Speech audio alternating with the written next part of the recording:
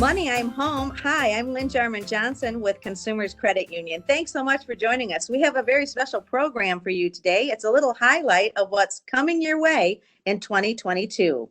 We've got big plans this year to talk about the things that affect you most. First, we'll be doing a series on fraud prevention to help you with all of those ins and outs of the changing technology landscape.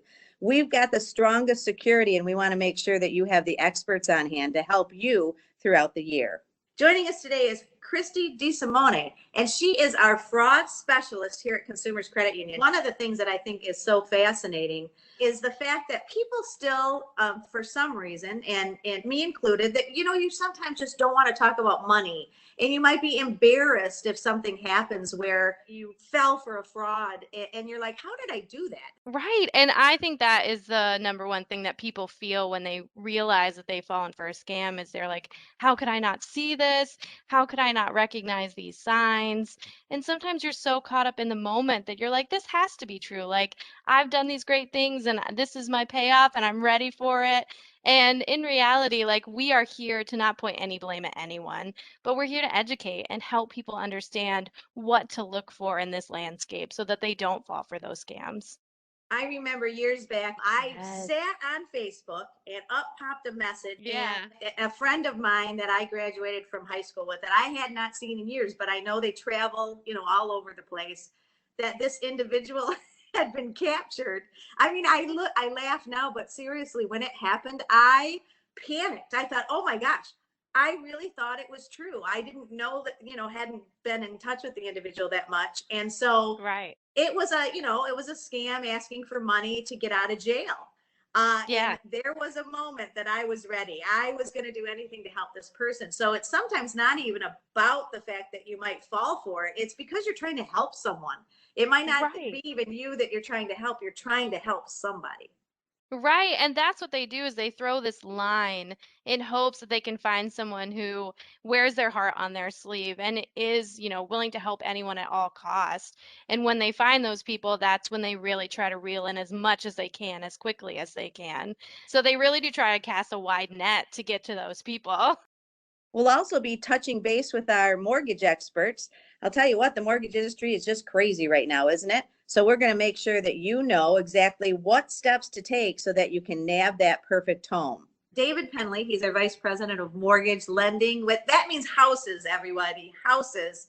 And I'll tell you what, we have had quite the year. And heading into 2022, David, we thought we'd touch base with you and see what's going on in the marketplace. Well, that's great. Good to be here, Len.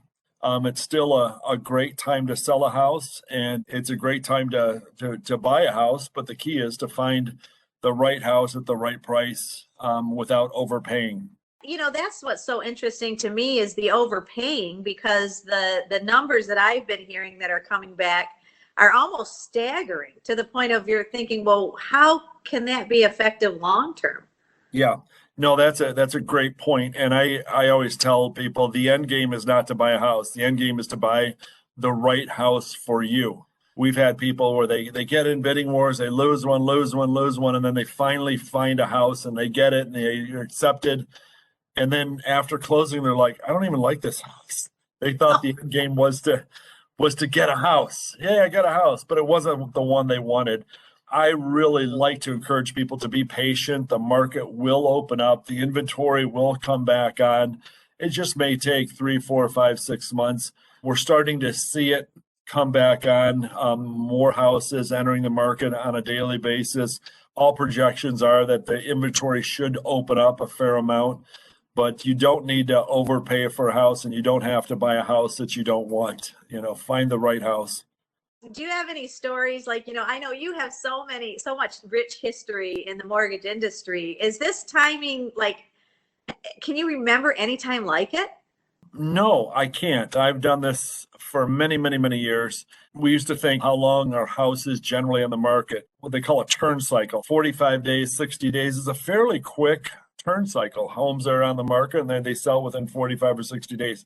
Right now, we're measuring them in hours. They're not sales, they're auctions. So you'll see a price on a house. Don't even just completely disregard what the price is, because it's probably not going to sell for that if it's normal and there's nothing weird about it and so forth.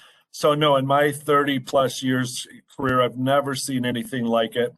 I would say it would be sustainable if it was happening in isolated pockets of the country. Let's say, if we've seen this in Seattle or San Francisco or just different pubs. It's literally happening in every single market. So the concern is, there's only a finite number of buyers ultimately, and someday the buyers are going to work their way out of the market and demand will not be as high. And then they're going to have to actually lower prices on homes. So it's just a time where I would not get caught up in the euphoria and understand that I want my house to be worth what I'm paying at least a year or two down the road. Our small business series will help your business grow. We've got the experts, not only from our own lending team, but also from Small Business Association and more, just for you. Have you ever run a business? Are you thinking about running a business? Well, I'll tell you, the person with all the answers is here. Gary Ferguson is the Vice President of Business Services with Consumers Credit Union. Gary, thanks so much. You're welcome. Thanks, Lynn. When someone comes in and they say, I want to start a business, are there very specific things that you look for? And I ran a business for 21 years, and I remember the one thing that I always just assumed, if you ran a business, there wasn't any personal attached to it, but really your livelihood is you. Yes, you're all in. If it's a startup, we're looking for a well-designed, well-articulated business plan. Have they done the market research? Have they really crunched the numbers? And it doesn't mean that they're crunching them by themselves. I would encourage them to do it with a CPA. They need to have professionals in their court to help them develop that plan and solutions. Everybody has a great idea. You just, how do you get there? How critical is the partnership of a bank or a credit union, business lender or deposits?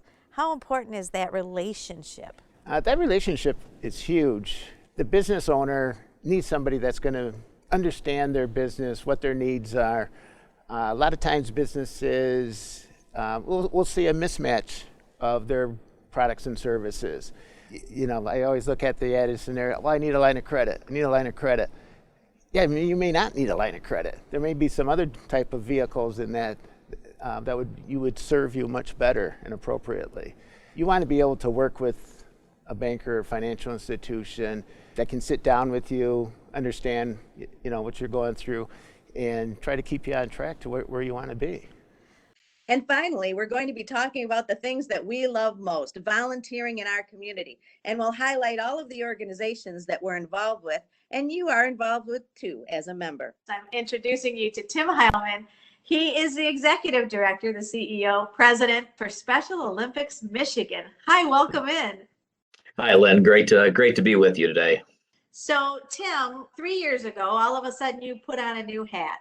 And I will say that I think the visioning started, and tell us about where Special Olympics Michigan was and where it's going. Sure. So I came on board right during the 50th anniversary celebration of Special Olympics. And so an incredible time to celebrate 50 years. But the organization has really been, I'd say, kind of in that time transforming from not only a sports organization. And again, we provide incredible sports opportunities here in Michigan, 24 sports for individuals with intellectual disabilities and unified partners. But kind of during that time and transition year after celebrating that 50th anniversary, the organization has really been outreaching in other services. So a program called Unified Champion Schools that really works on partnering individuals with and without disabilities in the school settings and trying to create climates and cultures of change. We have a young athletes program, ages 2 to 7 for young athletes and kind of gross motor skill development and play. We have a healthy program. So many individuals know us for our sports, but not a lot of those other programs. And so as we were kind of talking as a staff and also with coaches and athletes, it would be awesome to find a place or an opportunity to bring them all under kind of one roof and really kind of create awareness for all of the great things for Special Olympics and all the great things our athletes do. So, consumers, we are so proud to have stepped up to the plate. We're not going to give it all away, but I will be able to share with everybody right now that Our entire team of over 400 team members are so thrilled to be your inclusion partner, from volunteering that we're going to plan to helping with support on the capital campaign, but then years down the road, really helping continue the mission to help all of us learn more and also participate. So we will be donating in goods and services over $1 million to Special Olympics Michigan, Tim, and we cannot be prouder. It's just incredible. And again, we're so thrilled for this partnership and just the conversations with the Consumers Credit Union team and just knowing how important inclusion is, with your organization. And we couldn't have had a better partner. As you said, it's with this campaign and the announcement on Thursday, it's not the end, it's really the beginning. And we're so thrilled and can't wait to have volunteers out there and joining. I know our athletes can't wait for those days as well. I'm Lynn Jarman Johnson. Thanks so much for joining us. Money I'm Home 2022 coming up next.